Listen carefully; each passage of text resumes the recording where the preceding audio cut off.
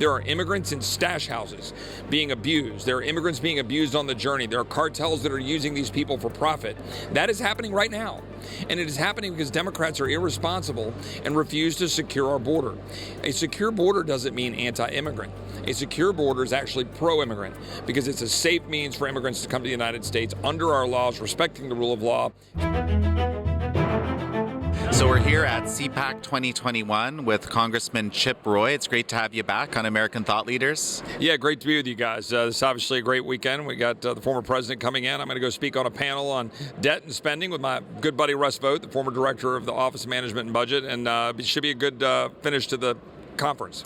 Well, yeah, and you're very active in a number of different issues. I mean, top of mind for me actually is immigration. Of course, you're in Texas, and this is something that's very top of mind to you, and you've been very vocal about some of the policy changes. Well, what we're seeing right now from this administration is an abject failure, refusal to actually, do their job. The president is basically not, as the Constitution suggests or orders, taking care to faithfully execute the laws of the United States to secure the borders of the United States. And what is that doing? It's causing an empowerment of cartels, and it is causing an attraction of human beings to come here where they think they're going to get here and get amnesty and a rush to our border, and that endangers the lives of American citizens, but importantly, it endangers the lives of immigrants who are seeking to come to our country. And I understand why they do, and all of us do. But this is a total irresponsibility from the left, and they do it in the false name of compassion. We have 3,500 people a day coming, and then you've got Biden, who, by the way, it was Obama and Biden who set up the facilities that then the radical left later deemed as kids in cages when President Trump was using it to try to deal with the influx of children. Now what do you have? You have President Biden and their same policies saying we've got to pull these kids and put them in these facilities, and this radical left is going after them. But it's irresponsible what they're doing at the border, and it's going to really truly harm immigrants and harm our country. Well, so why do you think these policy changes are coming so quick, so fast, and all basically in an administration type way?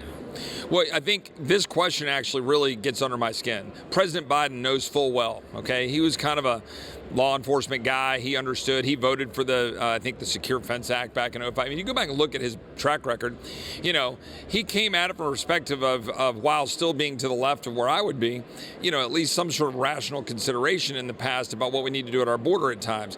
He is completely allowing the radical left to just decide what this policy is going to be.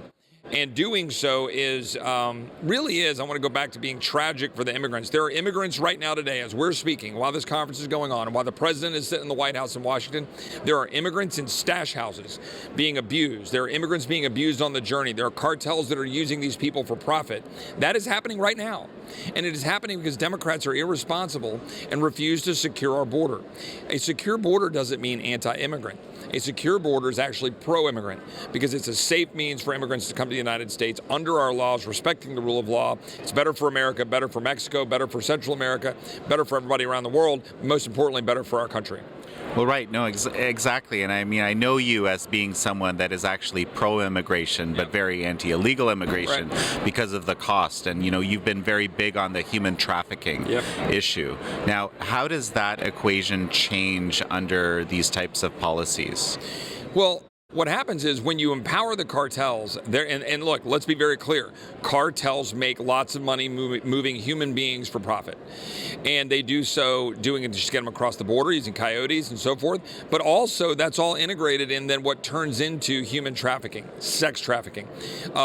Basically slavery, modern day slavery in the United States where people are being forced to work against their will or being forced to be in sex trade against their will. And you got human beings being used for profit by dangerous illicit organizations. This administration's policies encourage that. This administration's policies encourage and empowers them because it's basically saying, hey, wide open borders, but not really, right? Because it turns DHS into a catch and release processing welcoming committee. So you have what happens when people come across our border, they seek Border Patrol agents because they're going to get caught, they're going to go to a facility, and they're going to get immediately released into the United States, either because they're going to know they're going to get amnesty or because they're just going to kind of go off to the United States and then not show up to hearings later. That's dangerous. And it's dangerous because then fentanyl comes into our country. It's dangerous because it's bad for the immigrants. It's dangerous because it empowers the cartels. It's dangerous because then people get into our country because Border Patrol's overwhelmed, who we don't want to be here. Whether it's people being backed by the Chinese or the Iranians or the Russians, we see it every day. We find people that are not just workers from northern Mexico trying to come across the Rio Grande for a job. And this is actually, you're feeling this very directly in your community, right, in your district. Absolutely. The district I represent between Austin and San Antonio, it goes west and southwest, gets to within about 100 miles of the border. And my district, or the district I represent, and Tony Gonzalez and Michael Cloud, my friend down in South Texas, we're all feeling it, right? And the people we represent are feeling it. People who have ranches that have been in their families for years, and they, end up dealing with criminal activity. They have people, they find bodies in the middle of their ranch because, and it'll be a mom. It'll be a woman or a child or something that dies from the heat in the summer, whatever that they're facing. And it's really tragic, and it's avoidable, right? I mean, where you have fencing, it works. It slows down the traffic. Where you have cleared cane and roads for Border Patrol to use, where you have the right resources, when you have the right policies in place, we still have 1 million plus people who can come here. We still have people that can come to the United States, but we don't have the horrors that we're seeing today. It is irresponsible, and the blood is on the hands of Democrats who basically push open borders in the false name of compassion. And from what you know right now, how much has that illegal border traffic changed over the last month or month and a half? Yeah, so I don't have the most recent data for February yet because we're just now at the end of February. Today's the last day. But coming up through January, we were at 3,500 people a day, 100,000 a month. Those are numbers far exceeding even a lot of the numbers that we saw in 2019, right, at the height of that massive influx coming across the border.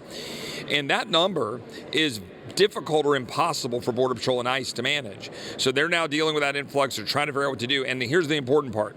For a while in January and into February, we were using Title 42 under our health codes to hold the line because of the pandemic. Now the administration is moving away from that. They're not going to use that. We were using our return to Mexico policies where we were working with Mexico to hold people in Mexico. That reduces the pressure. It gives people less incentive.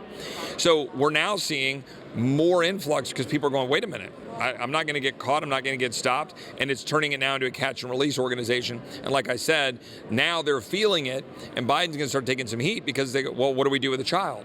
You can't just release a child, right? And that child and you can't just leave that child in a cell with someone claiming to be his or her uncle. So you got to have facilities to do that. And so now the radical left, Alexandria Ocasio-Cortez and others are saying, kids in cages, you're doing it too. So hopefully they're going to kind of hang themselves with their own rhetoric, but we're going to have to keep fighting for these people. And just briefly, so it's 3,500 at the end of January. What was that at the end of December? I'd have to go back and look at what the exact number was, but it was trending up. Okay, so whatever it is, you go back and look at the numbers from October, November, December, January. Those numbers were trending up in anticipation of Biden amnesty and in anticipation of the policies that would change. And then as the policies changed, those numbers are staying up. So let's talk about one other thing that I know you've been vocal about. You have a kind of a formulation which struck me as quite interesting. The theme of the conference, of course, is America Uncanceled. Sure. You described that you're seeing a kind of an ideological cleansing of America. You called it a sickness. Tell me about this. Right. Well, on the floor a couple nights ago, my friend Scott Perry, who I see right over there right now, and I and a few other colleagues, Lauren Boebert and Marjorie Taylor Greene and Jody Heiss, we took to the floor to describe this, what I'd called ideological cleansing. And if you go back and look at the history of mankind, right, this is not unusual for powerful governments, but what we're seeing, whether it's COVID, what we're seeing in terms of spending our schools, and then now particularly with what we might call cancel culture with respect to big tech, we're seeing the silencing of dissent, an ideological cleansing. You will be made to bow down to the altar of the cultural elites in Washington, New York, LA. Frankly, now it's expanding into other areas where they're going to tell you what to believe, tell you what to think. And if you dare break from that, then you're going to be punished. You're going to be canceled. You're going to be stripped of your social media accounts. You're going to have a hotel closed because the corporate boards will be attacked by the radical left and say that you're a bigot. Am I a bigot because I believe in secure borders? They'll say so. In my view, I believe that I'm pro-immigrant by believing in secure borders. That's what a free debate should be. They're going to say, nope, you're a bigot, right? And that's what they do. They try to silence anything you believe, you are suddenly a bigot. If I believe that there is man and woman and that they marry and then they produce children, bedrock of civilization for millennia, if I believe that, I'm a bigot. They passed the Equality Act this week. We pointed out that law if it were to be enacted, and hopefully it won't be, because I think Joe Manchin understands that that bill is not good in West Virginia. But that bill would do horrible things by redefining sex, by making it to where boys can run against girls in, track meets or in swim meets or in athletic competitions in a high school or college. It'll destroy Division I athletics for women. Importantly, though, it will trample on the rights of churches, private Christian schools.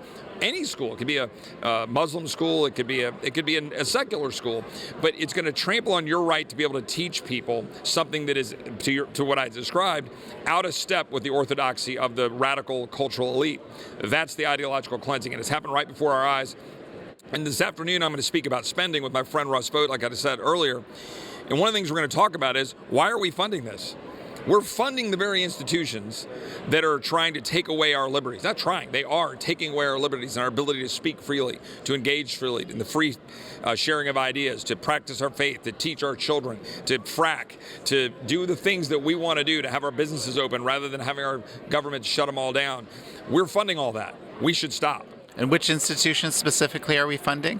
Well, we're funding the United States government. Okay, and the United States government is using its power now through the Equality Act, if it were to become law, but even before that, without the Equality Act, using its power to shut down activities like right now, ban on federal lands for fracking.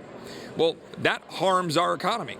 Right now, we get $500 billion in the $2 trillion bill we passed on Friday going to state and local governments who have been shutting down businesses across America, forcing Shelley Luther in Dallas, Texas, not to be able to open her barbershop, to be able to put food on her plate. You can go down the laundry list of things that we're doing. We are funding schools that the teachers' unions refuse to teach our kids. Federal dollars, $100 billion that were added to the pot on Friday. Why are we doing that? Why would we fund schools that are not even open? And then if they do open, they teach our kids that America's evil. They teach our kids there is no God. They teach our kids that even if there is a God, you can't talk about him. That's what we're doing, right? We're funding endless wars. We're 20 years into a war in the Middle East, and we haven't had an authorization of force since 2001. Why are we continuing to fund that $1.5 trillion later? That's what we're doing. We're funding the very tyranny that's taking away our liberties. Oh, fascinating. And so, obviously right now you're in the minority in the House. There's Republicans are in the minority in the Senate. The administration, of course, is Democrat. At least for the next 2 years, what are you going to do? Well, we're going to be making the points that I just made, but we're going to be making very loudly the idea that in 22 and 24, it's time to reclaim our American inheritance. It's time to go on offense. We're not just going to play defense against the Biden administration. We're going on full offense on a liberty agenda to make sure that the American people know what we're going to reclaim for our kids and grandkids. And are we going to get anything passed? No. This is a messaging war. When you're in the minority, it's about messaging and going to the American people and selling ideas. Every step of the way in Washington, we'll throw up every roadblock we know how to the radical leftist agenda.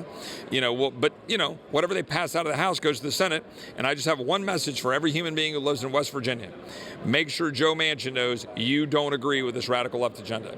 Because Joe Manchin and then a few others in the Senate have the ability to hold the Senate in check.